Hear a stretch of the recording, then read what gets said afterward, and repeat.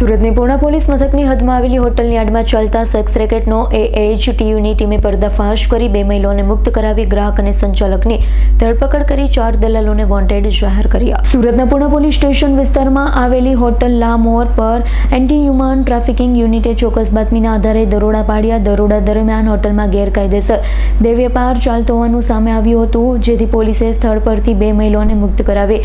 તો તપાસમાં સામે આવ્યું છે કે હોટલના માલિક, સંચાલક અને 4 દલાલો ગ્રાહકો પાસેથી પૈસા વસૂલી કમિશનના આધારે આખું નેટવર્ક ચલાવતા.